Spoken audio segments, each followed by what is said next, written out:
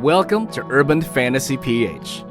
We are creatives who live in an urban society and give readers wish fulfillment by way of our stories, which is fantasy but reflective of reality.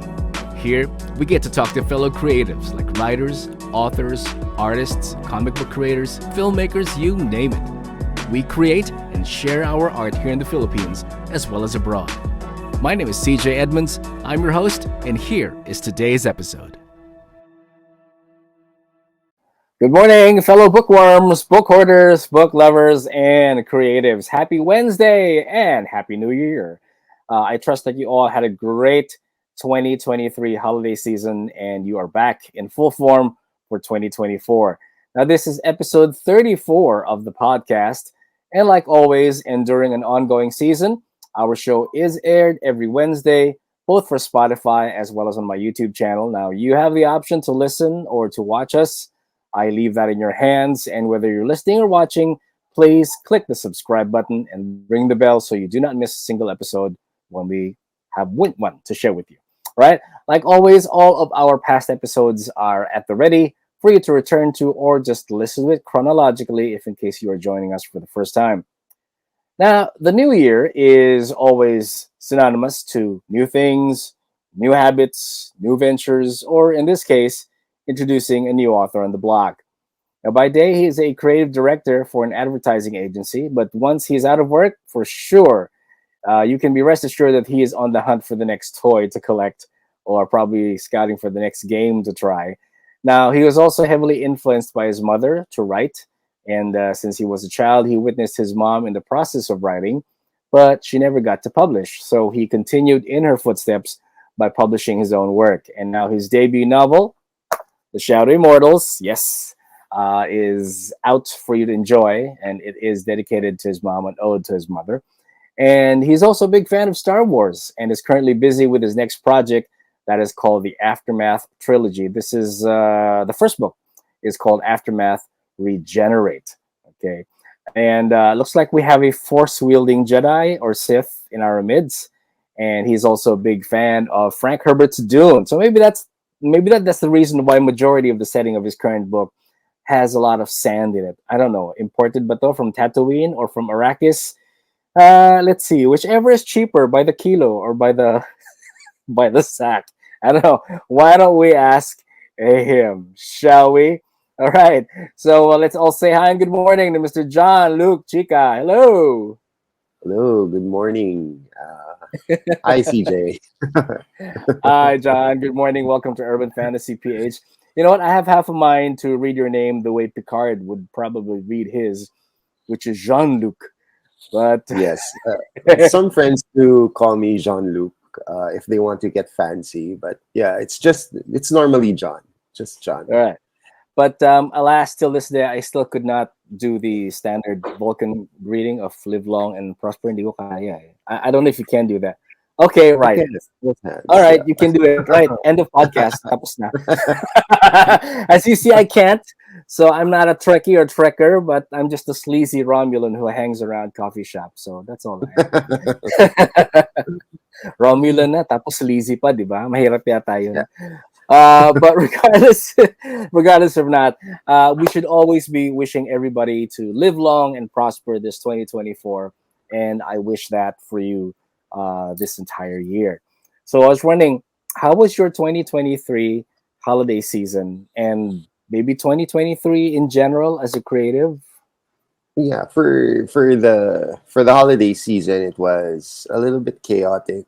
Everybody's trying to get out of the country or at least domestically in a different region, right? Yeah.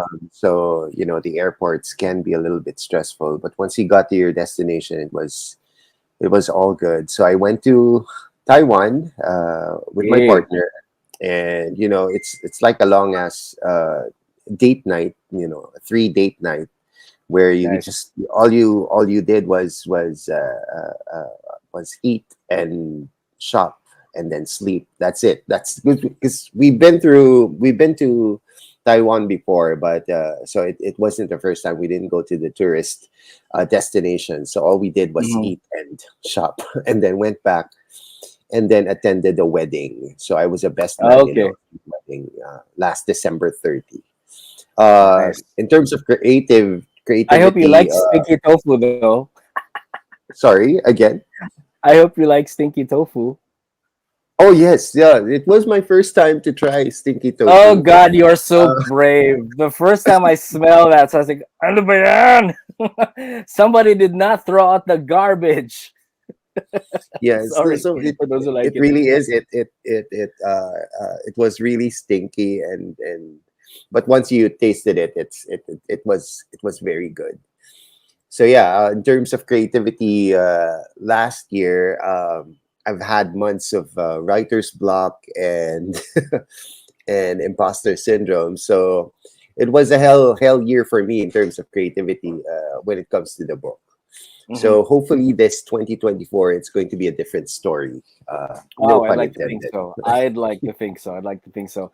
I do hope that our viewers and listeners don't get triggered when we ask about this or we talk about this. I mean, I hope that looking back on your productivity in the years or years past should not discourage you, but at least let's say give you a time frame of how quick or paced out you want to be in your productivity, right? So, Yeah. fellow creatives, if in case you don't do any sort of mapping out on what you plan to do or how you want to release your stuff for the rest of the year, it's good that if you do that, and it also gives you an idea if what you plan to do, let's say, requires more time. I mean, if you're starting your book this January, and depending on how fast you write or how fast you draw, things will become more clear once you're done with your first draft at the very least.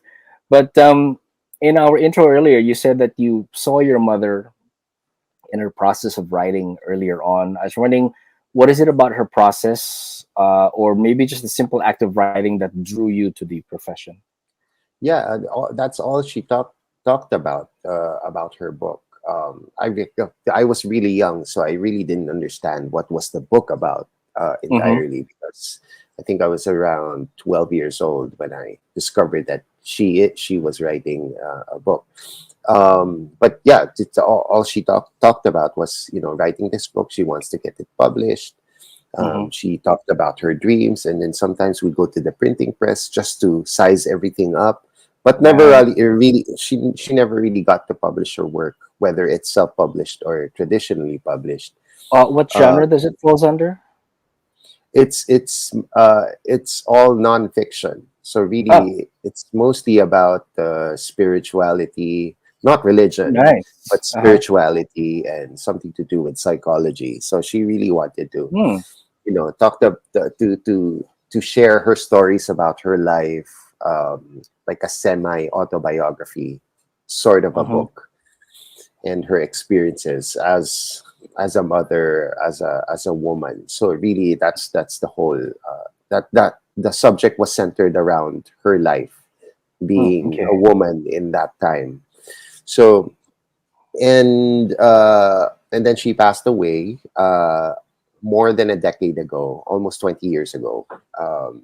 And then yeah, and then I started to I love writing, so I followed her footsteps and decided to write my own work and publish it. Did she did she ever get to finish the book? No, she didn't get to finish. I think she was almost done, Mm-hmm. if I remembered it correctly. But yeah, yeah, I don't think she was able to finish it. All right. But you do have a copy of the manuscript somewhere. No, I was too young to realize that maybe I should keep this, or maybe it was in her computer. Oh, I think it was in her okay. computer, and then it was was too late Ah, to recover it. shucks. But who knows? I mean, the universe might surprise you, and there might be just one a printed version lying somewhere there, and you just happen to unearth it, and that will be great. That will be great. Yeah. Um, and apart from your mom, who I'm sure is a great influence for you, both as reader and a writer, is anybody else in your family a writer, if not a reader? Uh, Writers, I think it's just me and my mom. Okay. My other siblings would are mostly entrepreneurs and business people. Hmm. So a lot of creative stuff fell onto me. But I Okay. do have to mention my sister because in a way she is creative because she can do websites, she can do graphic Oh, design. nice. So I guess that's part of being creative too. Yes, it is indeed, indeed. As writers, we all begin as readers, and I was wondering, what were the kind of books that you used to read as a child, and as you grew up, did you find yourself gravitating towards other kinds of books? Well, first when I was a kid, I was really drawn to graphic novels, comics, because we're kids and we love We're visual visual. stuff, Yeah. right? We're very visual. Aside from graphic novels, I started reading uh, Dune, Dune, and then Mm, also Fahrenheit, Fahrenheit 451. okay. 451. Yeah, and yeah, those two were my favorite. Are my favorite books to date. But mostly, what really uh, made me uh, really got into the stories, storytelling is through cinema. So it's Star Wars, Lord of the Rings, X-Men, the 90s cartoon. So that really in love with creating these stories. So that drew me to writing my own. All right. The X-Men, the animated series. There is going to be an updated version of that. They're bringing it Mm, back. yeah. I'm not sure how much similar it's going to be with regards to the voice talents. Maybe some people have moved on to different projects, but it will be great to see a brand new incarnation of Yeah, the X Men. they're calling it X-Men 97. Yeah, yeah, yeah. X Men Yeah. '97. That's right. Oh boy, those bring back memories. um, you see that? Yeah, as a kid, we're all visual, but did you ever pick up on something else? As you got older and you went back to reading graphic novels, did you pick up on something about graphic novels that perhaps you touched up on a kid but you were not conscious of it?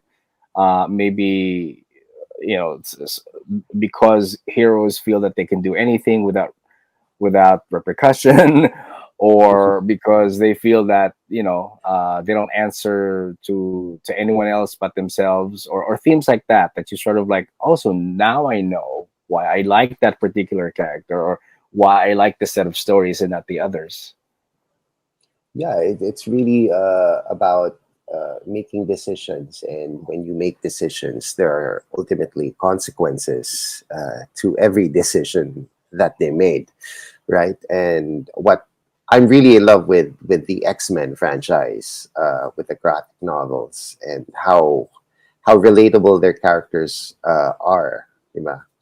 and and yeah, I don't know if I answered your question or. You did. Who's your favorite mutant? Oh, my favorite mutant is Cyclops, definitely Cyclops and Archangel. Okay, okay. Cyclops, the yeah, he's one for the books, in the sense that, if because he's gotten used to becoming a leader, and his decisions should not be questioned, and all that. Yeah. Some readers would prefer to call him the brash one. Yes, a lot of people actually hate Cyclops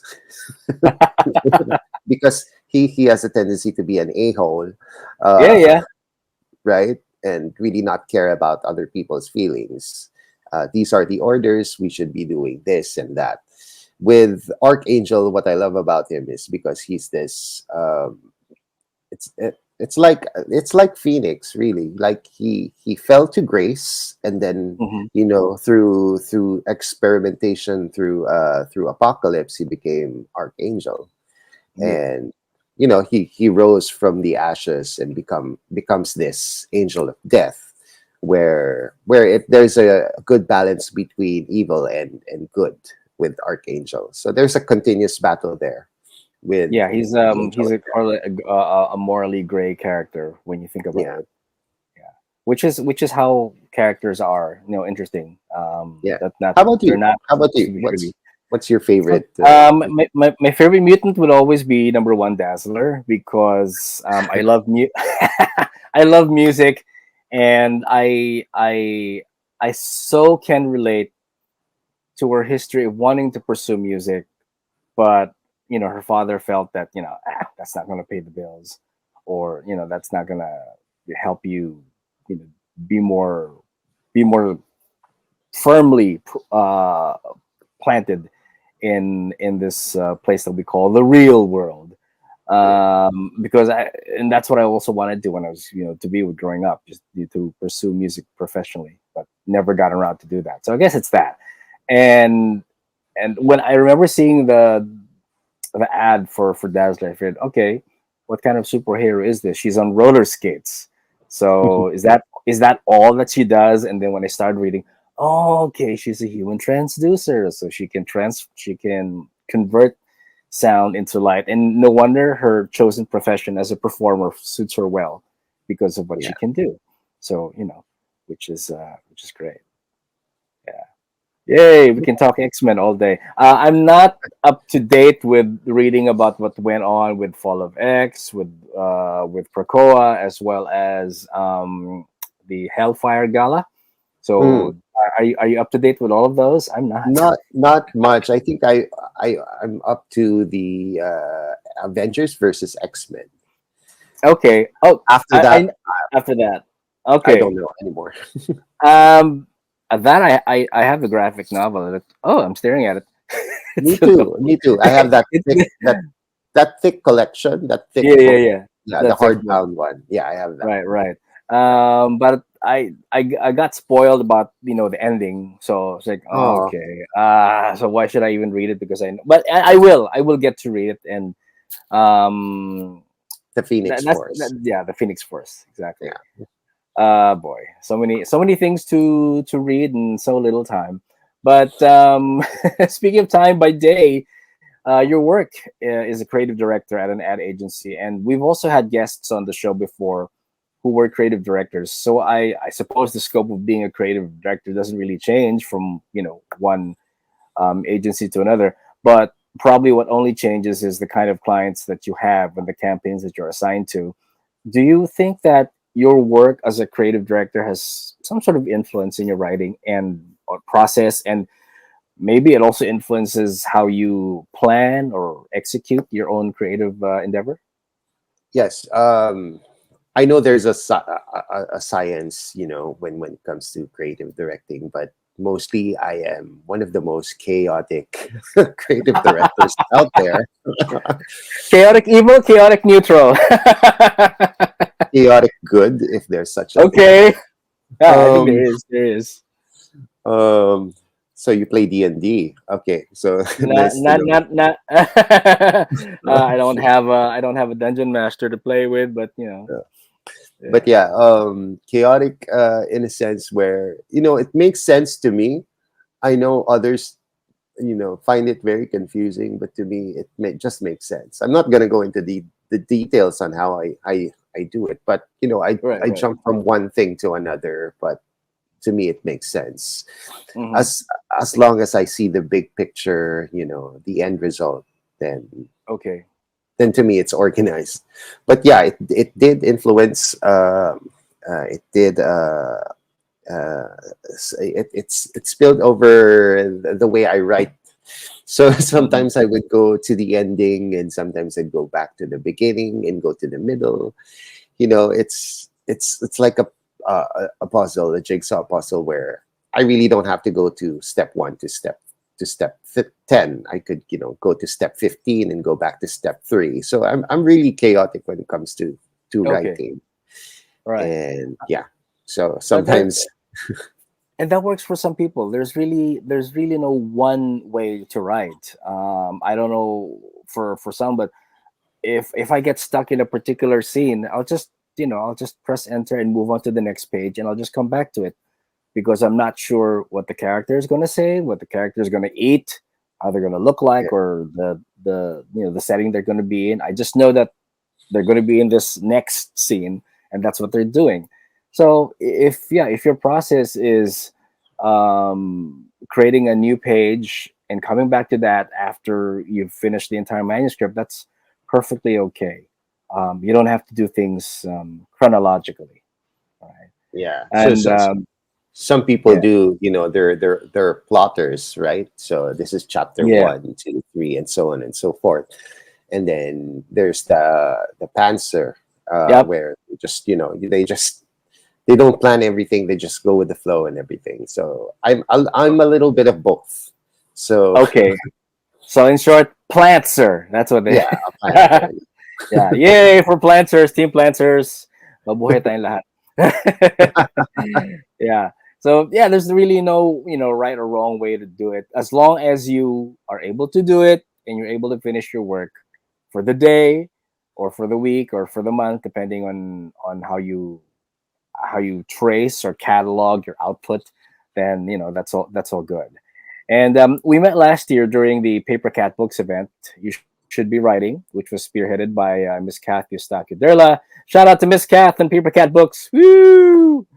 Hope we have another similar event this 2024. Fingers crossed. Fingers crossed. Yeah.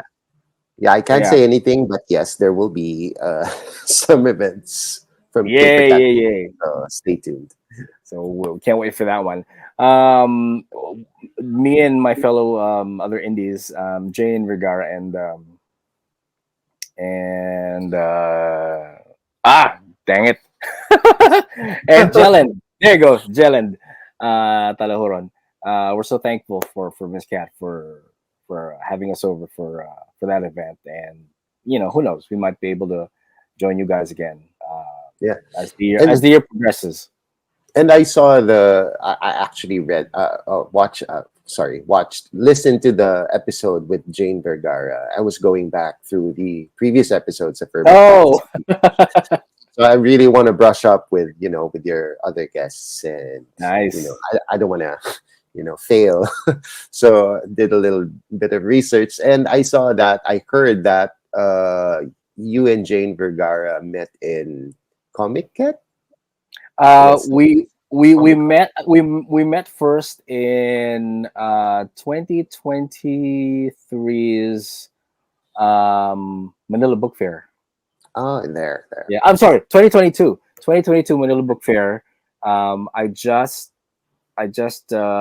released Take Me Now on in print, the first edition, and I didn't have a place to go to because I didn't have a table for Manila Book Fair. So I copied one of my friends' style wherein they have their books in their backpack knapsack and just go around and see if there's anyone that they know, and chat them up and tell them about their own book. And that's what I sort of did with some friends that I saw over there. But when I saw Jane's standee, it's like, hey, the fantasy trilogy, new author, like, interesting. Okay, I'm sold. So and that's how it started. And each and every time that we're able to join Comic At together, we would do that. So Yeah, yeah. I'm also looking for some events that I can join. Aside from Paper Cat Books, own events like Comic Cat. Is there another one coming? Yeah, there's going to be one in February. I know that Jane and I are part of it, as well as in March. Here, I think, is 11 and 12, or 10 to 11, and then March would be 23 to 25. But don't quote me on that. But February and March there will Yeah, be, and we're going to be there. So yeah, it'll be great to see you, and to if you're part of it. And yeah. I want to join. I Yeah. mean, Okay, let me anything let else? me ask let me ask, and if there's still slots available, and I'll email you back. All right. Yeah, So definitely. going back to Paper Cat Books, you were one of the authors whose book I was eager to get my hands on. It's like everyone was there. It's like, okay, Shadow Immortals. Saan si Jan? Wala pa. I But was late. I know. oh, that's all right. That's all right. But I was happy to get my hands on that, as well as because maaga ako. Yay. I was Yay! able to get a map, right? So Yes. for map lovers out there, this is for us. And I read it. I read the book. I enjoyed it. I brought it with me to Europe last year. Yes. So, like me, your book did the rounds and experienced snow. So sorry, I couldn't bring back snow. Could not contain it. But without spoilers, can you tell listeners and viewers what Shadow Immortals is all about? Yes. So the Shadow Immortals, it's set in a desolate planet of Ekon. So there are two species there who reside in that planet: Exane and the Ukwe elves. The Ukwe elves colonized the planet decades ago and remain the dominating force, capable of mechanizing engineered vehicles and advanced weaponry. Um, but really, after decades after the war, an Exane boy is in search of his mother. He embarks on a journey filled with tragedy, betrayal, and discovery of a new power destined to shape the future of their nation and homeworld. So that really is the gist of the Shadow Immortals. It's really between the relationship between the mother and the son. So Hmm. searching for that. And really, this book is an ode to my mother. Reason for that theme. Yeah. It's nice to hear you say the names of the planets because as we all have different ways of hearing it. Like if you're a big fan of Terry Brooks, people will say Shannara, but for Terry Brooks, they'll say Shannara, or like for me when you said Echoes, Econ, I was reading it in my head as Econ, and then Ixane.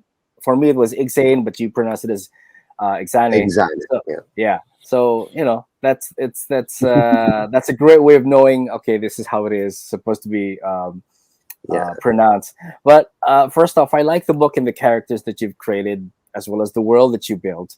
And in a way, it's sort of a chosen one kind of story. And when you were writing it, did you already have that trope in mind, or did it grow out of it when you're writing the whole thing? Yeah, no, it was really the chosen one. It's really heavily influenced in Star Wars and Dune. You were right about that. So whether it's Arrakis or Tatooine, it's kind of both. So there's definitely a chosen one, and yeah, it started from there, and then Hmm. meeting different colorful characters such as Attica and Zakdi. Yeah. So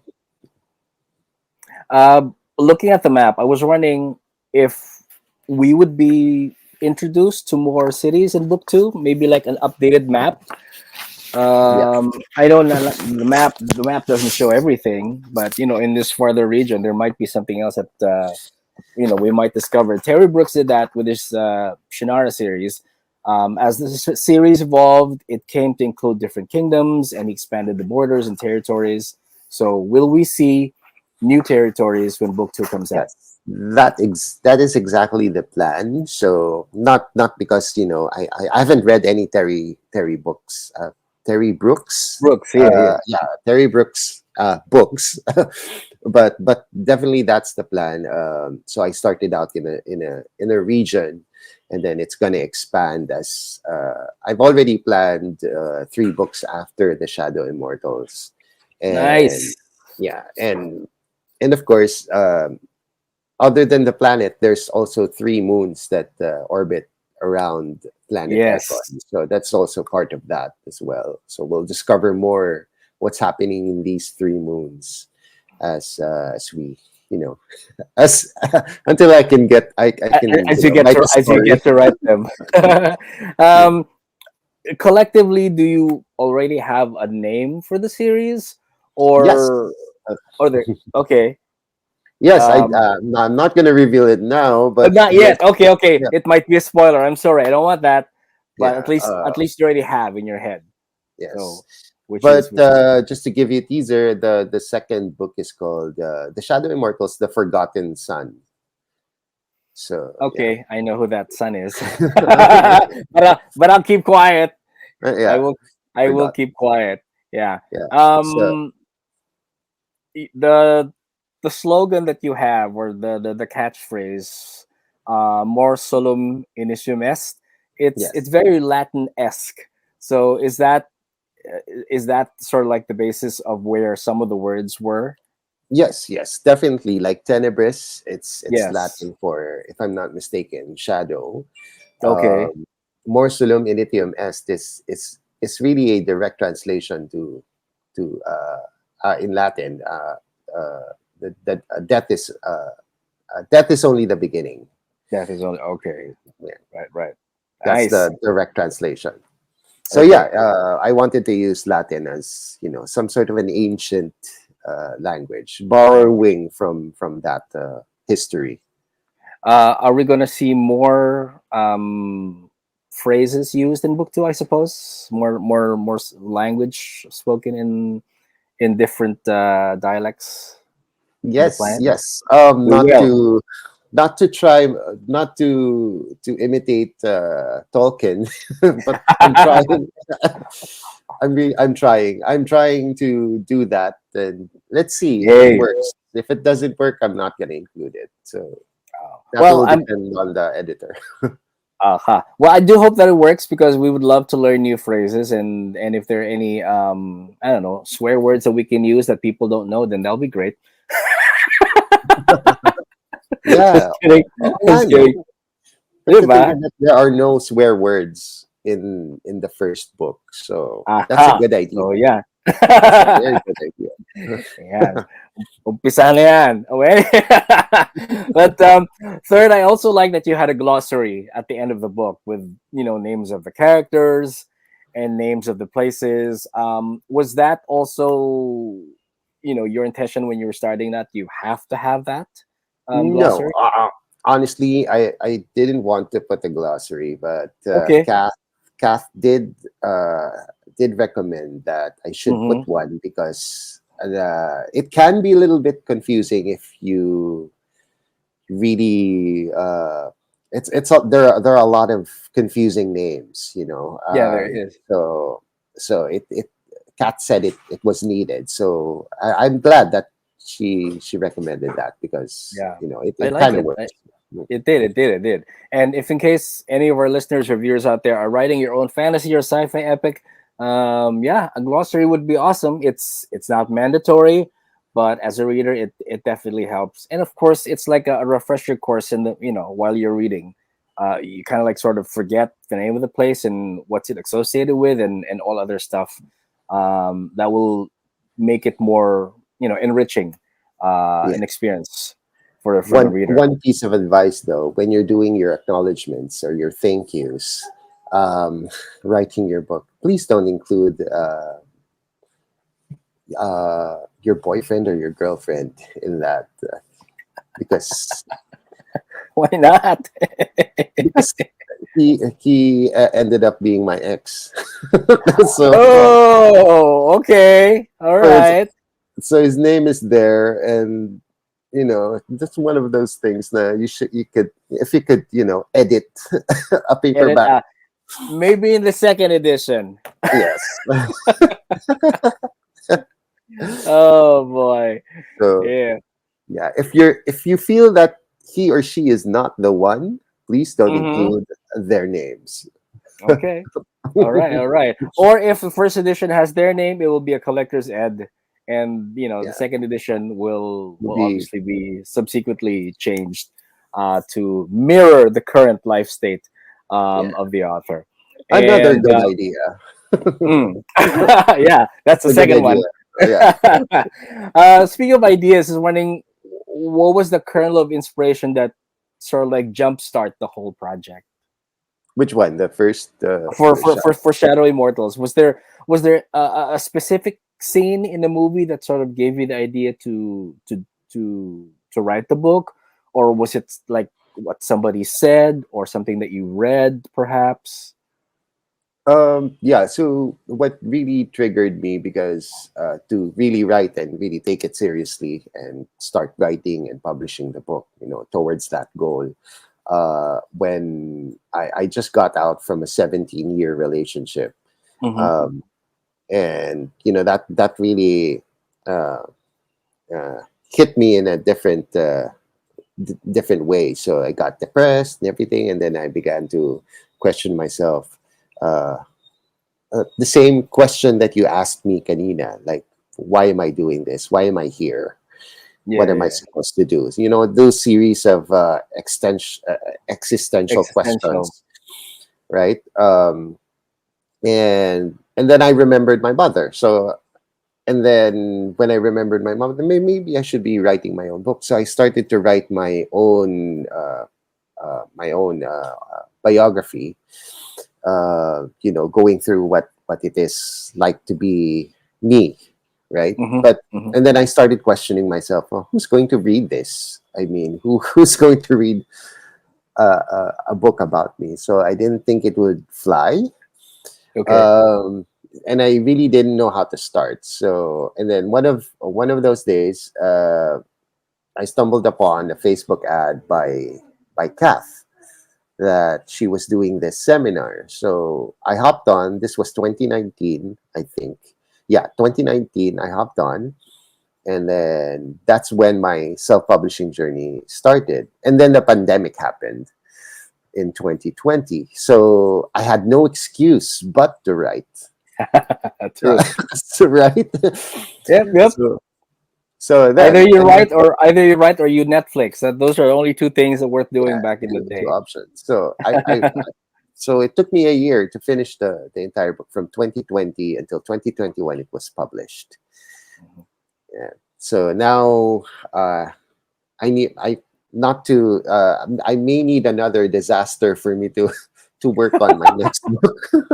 Let's hope not. Let's hope not. But I'm really trying. Very difficult now because there's a lot of introspection as you mentioned. All three chapters are all introspection, and it's getting boring. So I really have to rewrite a lot of stuff. But yes, please okay, continue. Sorry, I interrupted. I'm sure you'll get through it, or as Raymond Chandler says that if nothing's happening in a scene, have someone bring out a gun, or somebody or make something explode, and it will take care of itself. There's also a phrase that goes like rewriting is writing. So I was wondering, do you subscribe to that, or you feel like the majority of the work is done by at least finishing your first draft? Ye- Actually, with self-publishing, finishing your manuscript is just around 10 to 20% of the work done, Mm-hmm. because you have to go through editing, months of Mm-hmm. editing. You have to have it checked by a developmental editor if your story makes sense, Mm-hmm. right? And then you have to design the cover. You have to do the marketing materials. Ang dami. I mean, you've been through this before as well. You know, creating the social media materials, creating your website. You know, there's a lot of things that you have to do after writing the manuscript. True, and keep doing once you're done. It just Yes, doesn't yes, stop there. Just when oh, I've got a book out, I don't need to promote. No, people need to hear about it. People need to yeah, see who you are, and and promote that thing as much as you can. We need yeah, to, as indies, we need to learn how to be our own marketing guy, yeah, how to be our own you know how, our own everything, being our own yes. publisher. And Literally is that. sometimes you can get lost with all the business things that are happening, right? When Hmm. with becoming an author. So uh, some days I would, ask myself, why am I doing this in the first place? Why am I writing? Because, and then I go back because I want to tell stories, and this is a creative expression. This is an art form, all of those reasons. Because sometimes, when you've already published your first book, it becomes a business, and I really don't like that mindset too much. So I just really want to share stories, share what how my mind works and Hmm. everything. Yeah. It's really the Right. art form for me. Okay. Usually when people think of writing, it's like this magical process that we just sit down, you write everything, and ta-da! I'm done with the book after one sitting. But it's not like that. I mean, writers are not machines that churn every word, every sentence, every paragraph perfectly from the get-go. Yeah. And sometimes, readers forget that there will be days when we don't feel like writing, we don't Yeah. feel like editing. So when you get those days like that, how do you handle that? I was I would watch Netflix. wondering. Just change the whole thing.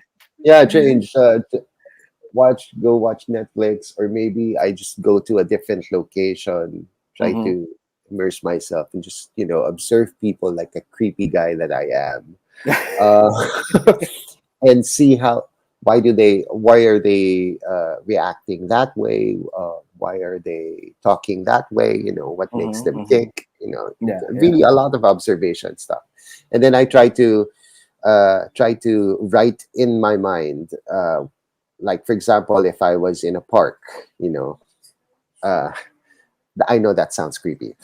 Like for example, if I'm in, like I'm in a park, Maybe depending on which park. okay, okay, let's just change it. For example, for example, I'm looking at the skyscrapers, right? So Yeah. what if I wanted to write this a description of this view? How am I going to write it? So I'm trying to do that exercise Hmm. without actually writing it, just describing the things that you see in your head. So that really jumpstarts my process.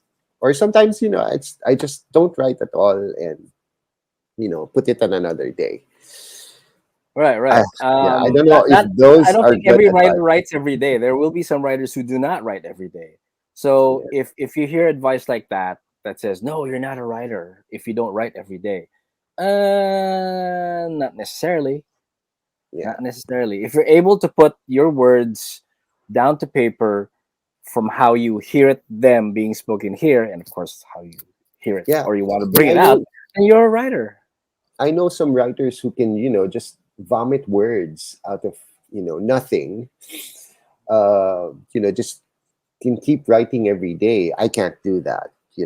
Um, I'm a lazy writer, and I really take time with writing, trying to describe everything that every single detail that I can describe. Hmm. I will try to describe without trying to bore the reader. Yeah, and it's a good thing that you know your process, because as it is, we've established that every writer will have their own process. Would you have, let's say, since you said you don't also necessarily write every day, I was going to ask if you have a specific time of day where and you feel that you're more conducive to write. I mean, some people prefer writing in the morning because I'm not busy yet. I'll just chuck up and do my 500 words a day, and then I'll do whatever it is that needs my attention for the rest of the day. And some people prefer to write at night when everyone is sleeping. I'm done with work. I'm done with chores, and no distractions are within sight. So now I can concentrate on what I'm writing. So is Yeah, definitely. I'm not a morning person, so every all of the writing stuff happens during in the wee hours of the morning or late at mhm. night. Aha. So when I'm still awake, yeah. Okay. A cup of coffee will do the trick, and I would spend probably an hour to write minimum. And Hmm. sometimes I would be surprised I've been writing the for 5 hours already. So Right. it's And then really it's different. sunrise, and then I have to go to work. Damn it. But normally I would do that during the weekend, or if I know it's Okay. going to be a weekend. Yeah. Yeah. Good. Good. Good. Any rituals that you do before you write? Like some people, they light a candle in the room, or I know this one author that I love. She also writes urban fantasy. She has this Himalayan salt lamp that she would turn on, and it's like a signal to her brain. As she says, it's very woo woo, and it's like telling her that, okay, the lamp is on. That means you're supposed to sit down and write. So anything like that for you, or do you play music also when you write? Yes, I play music. So it depends on when I was writing the Shadow Immortals. It's all about fantasy music. Hmm. So I need to feel that I'm in Okay. that scene, right? If it's a fight scene, then it's like a fight scene in Lord of the Rings. So the music Right. has to be dun, dun, dun, very bass, no, Yes. bass heavy. But yeah, as much as possible, I don't want to talk to people. When I'm writing, I don't want to see people, so I only write in my home, in my place, in my Mm-hmm. room. So Okay. I tried writing in a cafe, just to be, edgy and and trying to show off that, ooh, someone's writing in a coffee shop. But no, that's not me. I can't do that because I easily get distracted with people, Mm-hmm. doing something. It's very distracting. Mm. So I have to be alone, with music and with a cup of coffee. That's it, and Yeah. I'm all good. Coffee is our tonic. Yes. It's our lifelong brew. I tried writing before when I was outside. I surprised myself that I'm actually able to do that.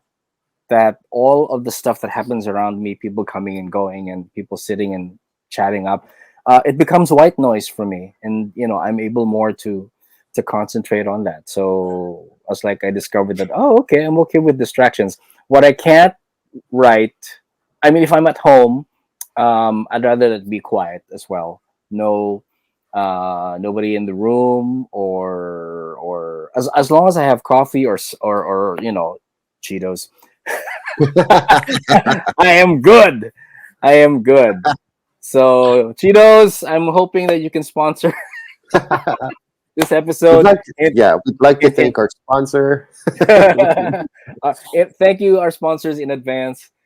What kind Nescafe of and Cheetos. Cheetos? What kind of Cheetos you eat? Oh, the original ones. I can't take the Okay. spicy ones. Yeah, me too. So yeah, if not that, then it'll probably be butter cookies. That's all. No. Yeah. Pero solid local ako, so Emoy San butter cookies. I can't believe I'm dropping names here, but I probably should tag them. So yeah, so it's that. It's a combination of cookies and Cheetos and coffee that will get me going. You've got Um, good focus. You've got good focus if you can, write despite the busy environment. I can't do that. Really I have a hard time doing that. well, I didn't know that I could do it that way up until I just felt that I had to rush things, and so okay, I don't want to waste any more time, and since I'm having my late lunch and there's nothing really else to do, and my next appointment will be that, and I don't have a book with me. Okay, fine, let's try and write while I'm eating. And I figured, uy, kaya pala. Okay, so found out that by discovery, that by accident, that I could actually do that. But again, every person's process is different. Some people can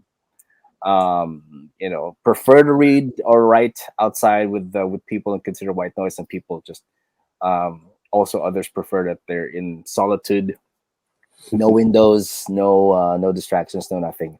So Yeah. again, no one process is the same, and no one process is right or wrong for everyone else. I know that we mentioned that you have a new upcoming book that's called Renegade. Can you tell us a little bit more about that upcoming book? It's called Aftermath Regenerate. Oh shoot! Oh God, regenerate. Sorry, wrong. It's okay. I was typing it down the line. I didn't scroll back up. it's, Type, typo. Okay. it's okay. Aftermath. It's okay. Oh Maybe God. that's also a good title, by the way. So, Yeah, why not? but no, yeah. So So yes, regenerate. Aftermath, Yeah, regenerate. regenerate. There you It's go. it's a trilogy. I've already named all the titles. I've already actually released it in my social media pages. But the working plot is, what if the Philippines is a first world country? That answers the question, right? I would love that. Uh, in 2089, the world will once again be at war.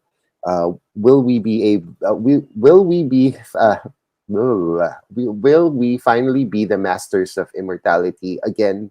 Have this fixation with death and immortality, as you've read in Shadow Immortals.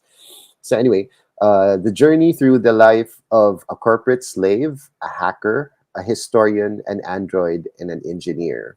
as they Hmm. uncover the secrets that were kept hidden by the three biggest corporations in the country for almost a century. So, yeah, that's the working Right. plot. That's a working plot. Yeah. Any is the target date? Have you posted target date as to when the book is officially going to be available, or not yet? Yeah, as of last year, I said it's going to be released in That's 2023. the last. So as of today, Okay.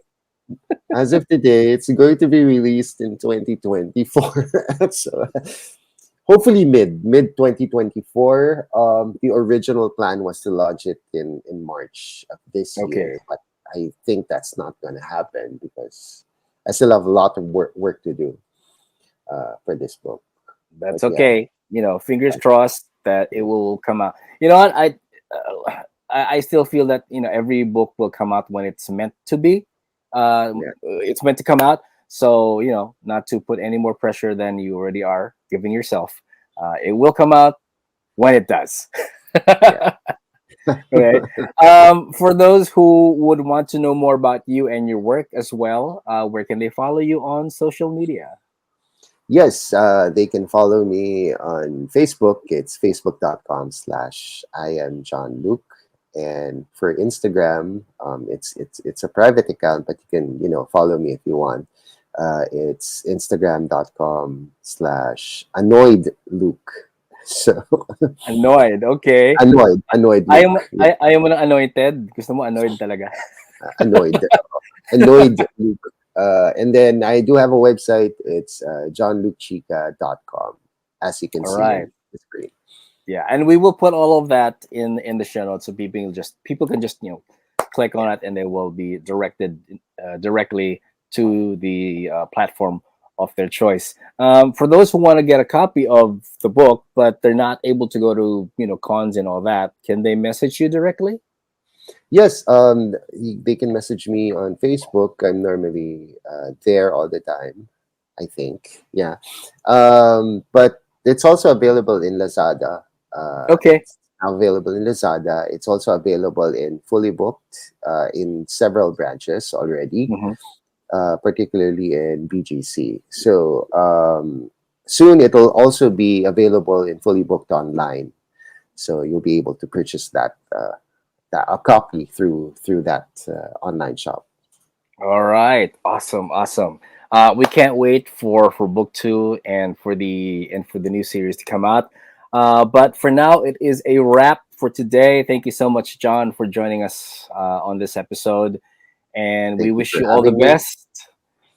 We enjoyed this today. We wish you all the best in your future writing endeavors, especially in the new series that you're starting and in the succeeding books in the Shadow Immortal series.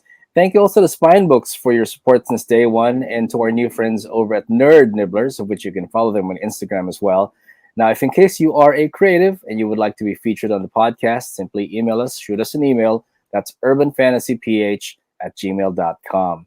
And I'll just have to get the specific URL, Lazada URL, from John, so we can also put that in the show notes in case you want to get a copy of that ASAP after listening to this episode.